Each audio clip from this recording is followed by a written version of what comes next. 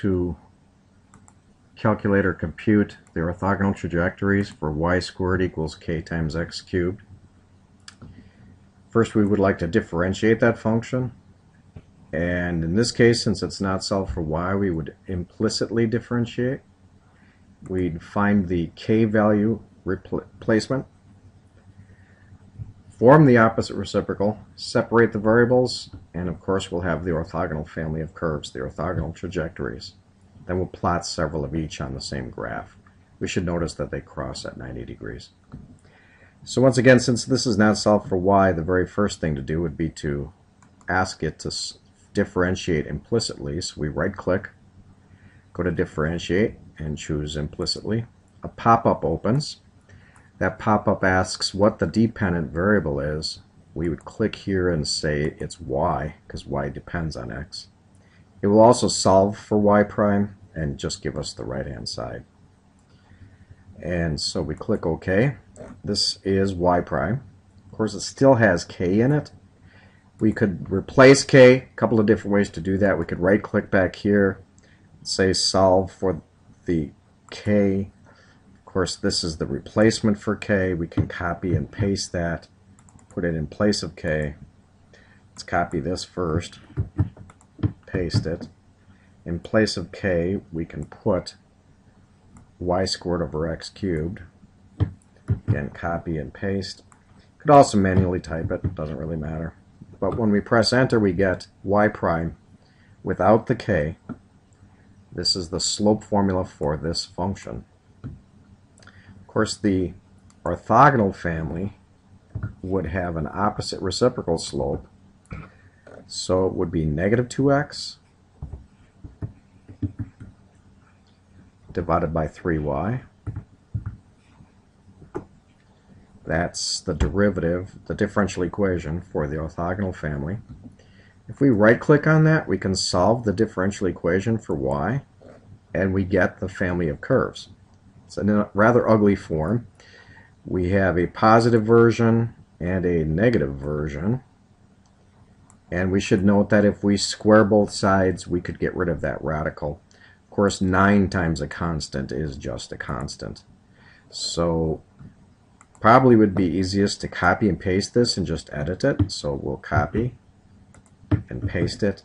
Let's take out the y of x so that we can solve it for a nice form of the equation, the more standard form. Let's get rid of 9 times a constant, and we'll just call it a constant, c. And yes, it's true that we could now multiply both sides by 3. If we highlight that, I believe it offers. So we're multiplying by 3, and if we square both sides, Maple doesn't typically want to offer that. If we click on it, it only offers to exchange sides if we just do the highlight and hover. But we can easily enough manually do that. So we have 9y squared equals negative 6 x squared plus a constant. Again, it's not absolutely necessary, but we certainly could put that on the other side. If we highlight it, it'll allow for to subtract that. We have the equation of the family of curves that would be orthogonal. Those would be ellipses for different constants. Now what we want to do is plot several of those.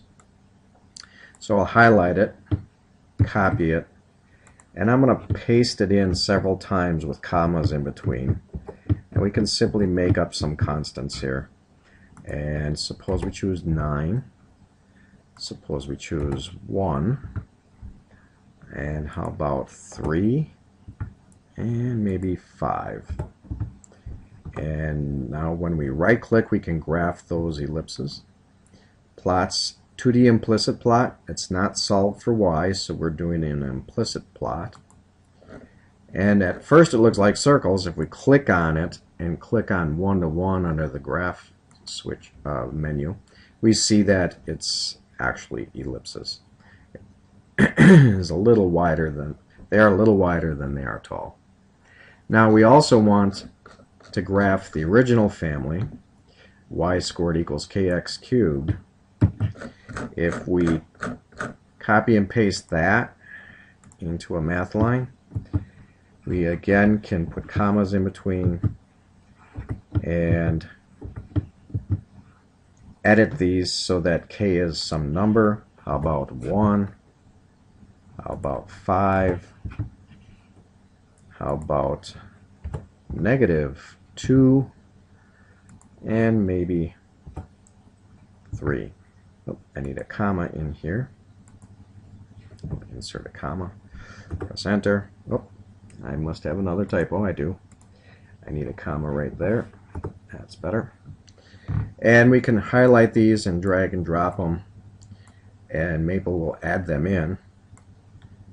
And I'll drag and drop one at a time so we can see that they are curves with a sharp turn. And as we add them all in, we get a rather small graph. We can edit that graph by clicking on it, going to Axes, Properties, and choosing a window ourselves, maybe -5 to 5 in both directions.